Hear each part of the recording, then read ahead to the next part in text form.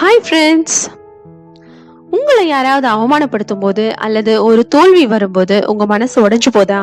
மற்றவங்க என்ன சொல்லுவாங்களோ அப்படிங்கிற பயம் உங்க வளர்ச்சியை தடுக்குதா? அப்படின்னா இன்னைக்கு நாம பார்க்க போற இந்த 12 படிகள் உங்கள் வாழ்க்கைய மாற்ற போகுது.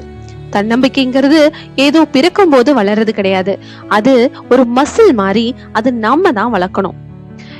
இந்த வீடியோல பார்க்கும்போது உங்கள் மீதான உங்கள் பார்வையை மாற்றும். கடைசி வரை கவனிங்க.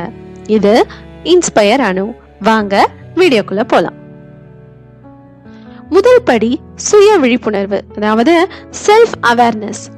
உங்களை பற்றி நீங்க என்ன நினைக்கிறீங்க, உங்க பலம் என்ன, பலவீனம் என்ன, இது எல்லாத்தையும் ஒரு டைரியில எழுதுங்க.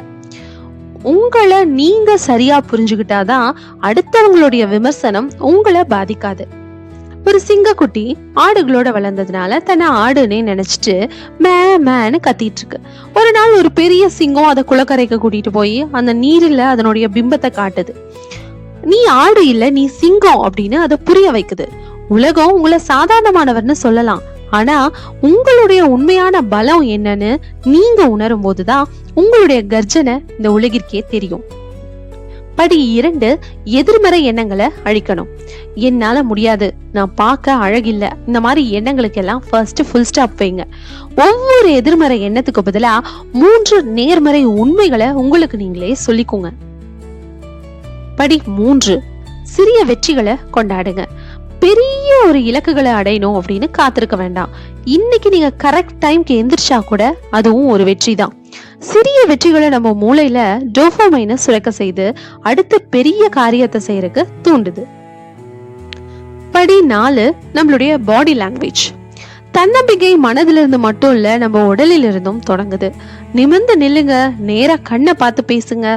இது எல்லாமும் நம்மளுடைய தன்னம்பிக்கைய ஒரு ஸ்டெப் மேல கொண்டு போறதுக்கான வழிகள் தான். ஒரு காட்டுல சிங்கம் தான் ராஜா. ஆனா சிங்கம் காட்டுல ரொம்ப ஹைட்டான மிருகமும் கிடையாது, ஏன்னா அதுக்கு ஒட்டகச்சிவிங்கி இருக்கு. ரொம்ப வெயிட்டான மிருகமும் கிடையாது, அதுக்கு யானை இருக்கு. ரொம்ப வேகமா ஓடுறதும் கிடையாது, அதுக்காக சிறுத்தையும் இருக்கு. ஆனா ஒரு சிங்கம் எதிரில வரும்போது எல்லா மிருகங்களும் பயப்படும். ஏன்னா யானை சிங்கத்தை பார்க்கும்போது வேட்டைக்காரன் வந்துட்டான் அப்படின்னு தான் நினைக்கும். ஆனா சிங்கம் யானைய பார்க்கும்போது அப்பா நமக்கு உணவு கிடைச்சிருச்சு அந்த மாதிரிதான் நினைக்கும். உங்கள் தோற்றமோ பலமோ நமக்கு முக்கியம் கிடையாது.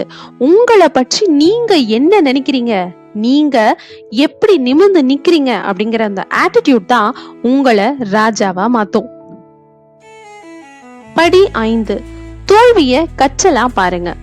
தோல்விங்கிறது முடிவில்லை, அது ஒரு தகவல். எங்க தவறு நடக்குது அப்படிங்கறத கற்றுக்கொள்வதற்கான அது ஒரு தகவல் தான், அதை தோல்வின்னு சொல்லுவோம். நான் தோற்கல, 10,000 வழிகள் வேலை செய்யாது அப்படிங்கிற கண்டறிஞ்சேன் அப்படின்னு தாமஸ் ஆல்வா எடிசனே சொல்லியிருக்காரு. தோல்விங்கிறது எல்லாத்துக்கும் முடிவில்லை.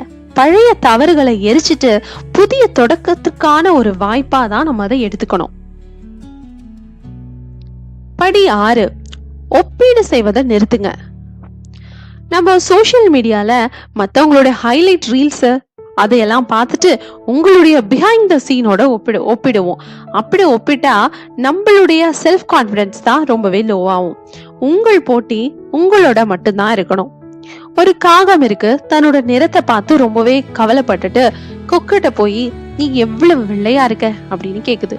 கொக்கு சொல்லுது, கிளிய பாரு, அது 2 கலர்ல இருக்கு, எவ்வளவு அழகா இருக்கு பாரு அப்படின்னு. கிளி சொல்லுது, மயில பாரு, அது பல வண்ணங்கள்ல ஜொலிக்குது அப்படின்னு சொல்லுது. மயில் சொல்லுது, நான் அழகா இருக்கிறதுனாலதான் என்னை கூண்டுல அடைச்சு வச்சிருக்காங்க, உன்னை யாரும் கூண்டுல அடைக்கிறது இல்லையே, நீ தான் சுதந்திரமானவன்னு. மற்றவங்களோட ஒப்பிடுறதுனால நம்ம கிட்ட இருக்க இந்த தனித்துவமான சுதந்திரத்தையும் மதிப்பையும் நாம இழந்துடுறோம். படி 7, தொடர்ச்சியான கற்றல். ஒரு விஷயத்துல நீங்க எக்ஸ்பர்ட் ஆகிற வரைக்கும் உங்களுடைய கற்றலை நிறுத்தாதீங்க. நீங்க எக்ஸ்பர்ட் ஆயிட்டீங்கன்னா உங்களுக்கு தன்னம்பிக்கைங்கிறது தானாவே வந்துடும். புத்தகங்கள் வாசிக்கிறது, புதிய திறன்களை கற்கிறது, இது எல்லாமே உங்களை பலப்படுத்தும். படி 8, இல்லை என்று சொல்லி பழகுங்க. மற்றவங்களை திருப்திப்படுத்துறதுக்காக உங்க நேரத்தை தியாகம் செய்யாதீங்க. உங்களுக்குன்னு ஒரு பவுண்டரிஸ் வகுத்துக்கோங்க. அப்பதான் நம்மளுடைய செல்ஃப் கான்பிடன்ஸ், செல்ஃப் ரெஸ்பெக்ட் எல்லாமே உயரும். படி 9, நல்ல சூழலை உருவாக்குங்க. உங்களை மட்டம் தட்டுறாங்க, அவங்கள்ட்ட இருந்து விலகி ஏறுங்க. உங்களை என்கரேஜ் பண்ற ஃப்ரெண்ட்ஸை அதிகமா சேர்த்துக்கோங்க. அவங்க சரௌண்டிங்லயே இருங்க. ஒரு கழுகு முட்டை தவறுதலா ஒரு கோழி பண்ணைக்குள்ள விழுந்துருது. அந்த கழுகு கோழி குஞ்சுகள் கூடயே வளர்ந்தது. ஒரு கோழிகளை பாரவே தரையில கொத்தி கொத்தி சாப்பிடுது. கொஞ்ச தூரம் மட்டும்தான் பறக்குது. ஒரு நாள் வானத்துல ஒரு கழுகு கம்பீரமா பறக்கிறத பார்த்து, நம்மால அப்படி பறக்க முடியுமா அப்படின்னு கேக்குது. அதுக்கு மற்ற கோழிகள் எல்லாம் சொல்லுது, அது கழுகு, நாம கோழிகள், நம்மால முடியாது அப்படின்னு சொல்லுது. அந்த கழுகும் அதை நம்பி ஒரு கோழியாகவே வாழ்ந்து மடிஞ்சும் போகுது.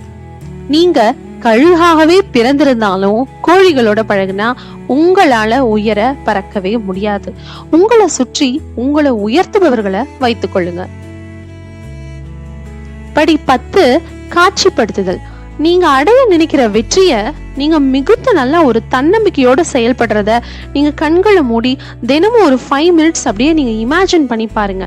நான் இதுவாகவே மாறிட்டேன், இதாகவே ஆயிட்டேன் அப்படின்ற மாதிரி நீங்க என்ன ஆகணும்னு நினைக்கிறீங்களோ அதை நீங்க ஒரு 5 மினிட்ஸ் இமேஜின் பண்ணி பாருங்க. படி 11, தயக்கத்தை தாண்டி செயல்படுங்கள். பயங்கிறது, அதாவது பயம் போற வரைக்கும் காத்திருக்காதீங்க, பயத்தோடு செயல்படுங்க. அப்படி செயல்பட தொடங்கினாதான் பயம் ஓடிவிடும். ஒரு குருவி தன்னோட குஞ்சுகள்கிட்ட பறக்க சொல்லுது. அதுல ஒரு குஞ்சு, நான் விழுந்துட்டா என்ன செய்யறது அப்படின்னு பயப்படுது. தாய்க்குருவி சொல்லுது, நீ விழுந்தா அடிபடும்னு பயப்படுற, ஆனா நீ சிறகடித்தா அந்த வானத்தையே ஆளலாம் அப்படின்றது ஏன் மறக்கிற அப்படின்ற மாதிரி கேக்குது. பயங்கிறது ஒரு வாசல் மாதிரி, அதை திறந்து நீங்க உள்ள நுழைஞ்சாதான் வெற்றிக்கான வானம்ங்கிறதே தெரியும். படி 12, சுய அன்பு. உங்களிடம் நீங்க ஃபர்ஸ்ட் அன்பா இருங்க. தவறு செய்தா உங்களை நீங்களே மன்னிச்சுக்கோங்க. நீங்க ஒரு மனிதர் தான், அதை கண்டிப்பா நினைவுல வச்சுக்கோங்க. ஒரு யானை குட்டியா இருக்கும் போது சங்கிலியால கட்டப்படும். அது அப்போது தப்பிக்க முயன்றாலும் முடியாது.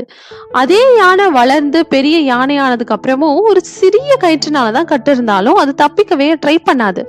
ஏன்னா அது மனசுல என்னால முடியாதுங்கிற எண்ணம் அதுக்கு பதிஞ்சிருச்சு. உங்களை சுற்றியுள்ள சங்கிலிகள் எல்லாம் உண்மையானவை எல்லாம் கிடையாது. அது உங்கள் மனதுல இருக்கிறது.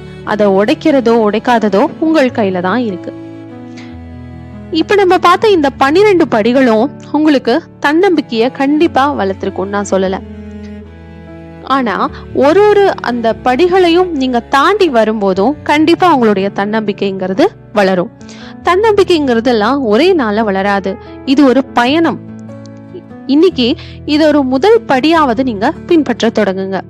இந்த 12 படிகள்ல உங்களுக்கு மிக கடினமாக தோன்ற படி எது அப்படின்னு கமெண்ட்ஸ்ல சொல்லுங்க. இந்த வீடியோ உங்களுக்கு பிடிச்சிருந்தா உங்க ஃப்ரெண்ட்ஸ்க்கும் ஷேர் பண்ணுங்க. அடுத்த வீடியோவில் சந்திப்போம்.